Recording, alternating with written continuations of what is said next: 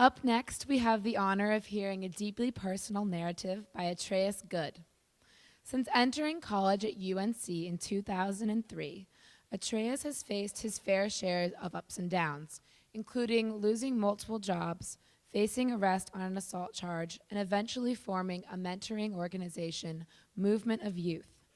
At the present, Movement of Youth includes college mentors from UNC, Duke, and NCCU, with over 200 students across 8 counties in the Triangle, representing 28 middle and high schools. Please welcome Atrayus.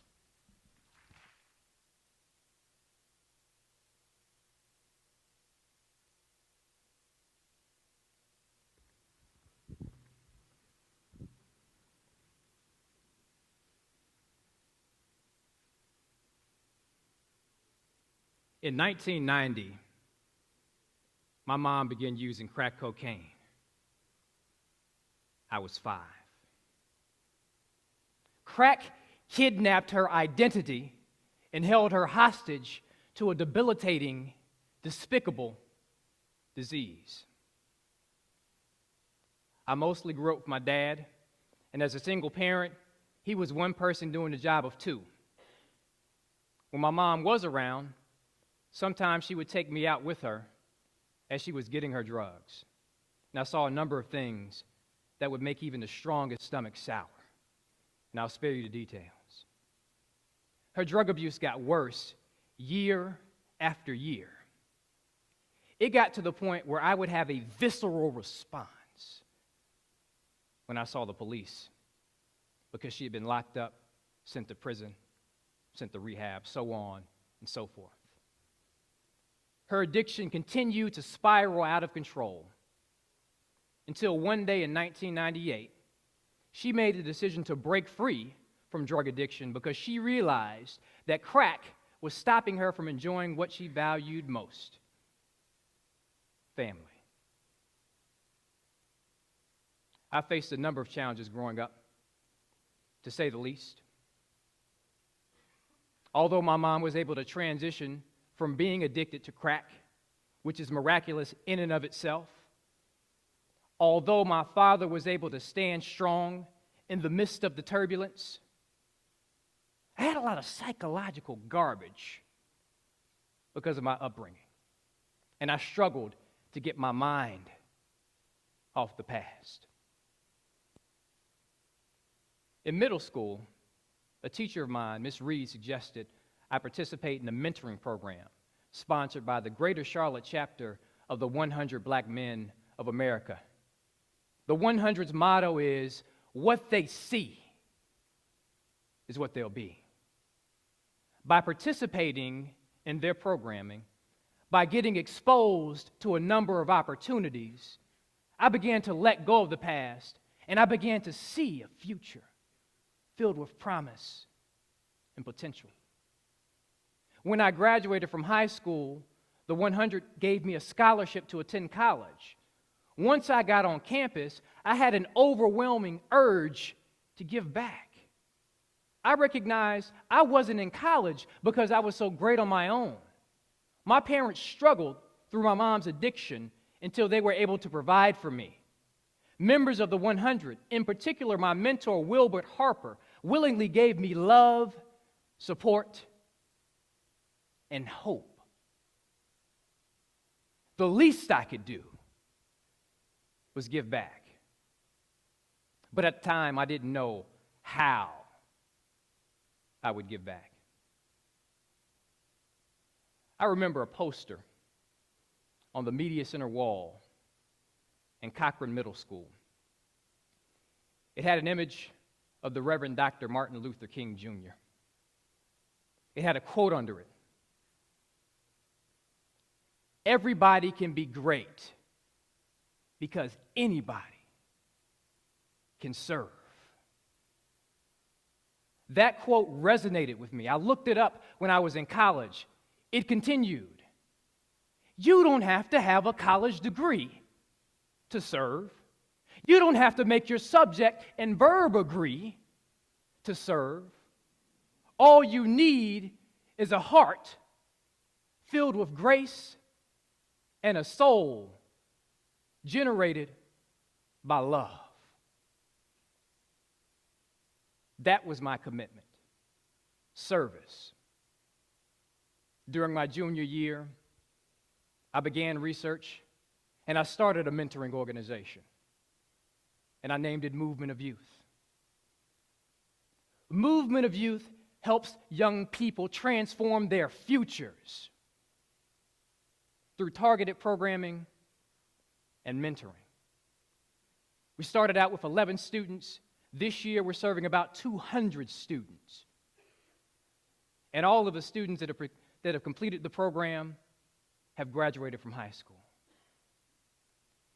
Now that you have some context about me, let's dive into this conversation about challenges, because we all face challenges. I don't know where you're going in life. I don't know what your dreams are. I don't know what obstacles you might face along the way. All I'm asking is for you to allow the words I'm about to share with you to sink down deep into your spirit. We sometimes tend to blame everybody and everyone for the challenges we face. But the truth is, we are profoundly impacted by the words we say about ourselves. Have you ever talked yourself out of something? Think about your self-talk. What were you saying to yourself? I can't do it. I don't have what it takes. This is too difficult. Research shows that the majority of our self-talk is negative. What I'm challenging you to do today is to think about this principle called linguistic relativity, which means language constructs reality. The words that come out of our mouths impact our thoughts, which give birth to our actions. I want you to consider eliminating 3 dirty words from your vocabulary. The words we say when we are in the midst of challenges will impact how long we stay in those challenging situations. The first word is but. But it can't be done. But that's not my job. But we don't have the budget. But what if it doesn't work? When we say the word but, we're laying obstacles in our path. When we say the word but, we're calling up mediocrity and defeat. That doesn't mean we won't have days where we feel down and discouraged. That doesn't mean we won't have days where we feel overwhelmed by our problems. Yet, if we want to move forward in life, we have to get off of our butts. Speak words of favor into your life. We were all created for magnificent things. The first step to addressing the unexpected and handling challenges in your life is by getting your butt out of the way. Second dirty word is try. Now, I see some furrowed brows wondering, why can't I just try? This is better than not doing anything at all, right? Think about the last time you said you would try to do something. I don't even have to go any further. Speech is over. See you later. Perhaps you said you would try to call your friend to go to that event that you really didn't want to go to in the first place. Perhaps you would try to clean your room or your garage or something you were trying to clean. You forgot about it. And we have a number of students in the room. I know this isn't the case. Perhaps you said you would try to do some homework. Guess what? Probably didn't happen. Why? instead of focusing on the task at hand, you were only concerned with trying, with putting forth any sort of effort, no matter how small. And when you failed, you could absolve yourself from any responsibility or any guilt, because all you have to do is say, well, I tried. Try is defeatist language. Let's start speaking victorious language. Like Yoda said, do or do not. There is no try. Let's handle the dirtiest word of them all. If. If only I had more money. If only my childhood had been better. If only I made better decisions along the way, I would be further on in life. Yesterday's gone. Tomorrow's not promised. Focus on today. You can't do anything about the past, but you can do something about the future. I'm 28, and since I graduated from college in 2007, I've had 3 full-time jobs, 2 of which I was terminated from.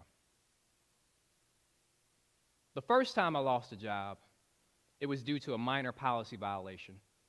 I didn't see it as a big deal. I thought I made the right choice in the situation. I was single, didn't have any major financial obligations. I was able to recover relatively quickly. I found a new job in less than a month that provided me with tremendous opportunity, personally and professionally. In January of 2013, I experienced termination for the second time. But this case was much more drastic. I was let go due to some very serious allegations that were brought against me. Due to the nature of how my termination was handled, there were a number of people external to the organization that not only knew I'd been fired, but what I was fired for. I experienced tremendous embarrassment and shame. I had people close to me tell me I was finished. This time, I had a family. I had mounting financial obligations. And what's worse, the organization I built, Movement of Youth, was moving away. Disappointments almost always accompany setbacks. But I'm still standing. And I have a testimony to share. And it's not because I was impervious to pain. It's not because I was able to shake off the disappointment. There were thoughts swirling around my head, if only I'd done this or if only I'd done that. But I'm a firm believer that long before we were born, each and every one of us were blessed with gifts, talents, assets that were given to us by a higher power. And those gifts cannot be taken by people. It doesn't matter where you've come from. It doesn't matter what types of mistakes you've made. If you persevere through challenges, if you wake up every single day and walk in your purpose, your gifts will continue to grow. And the fertilizer are the words you speak. I challenge you to meditate on this idea of linguistic relativity. I encourage you to eliminate the words but, try, and if. and replace those words with victorious language, because language constructs reality. And I'll leave you with this. It's a word I read a long time ago. Your tongue has the power of life and death. My sincere hope is that you accept my challenge and you speak life. God bless you.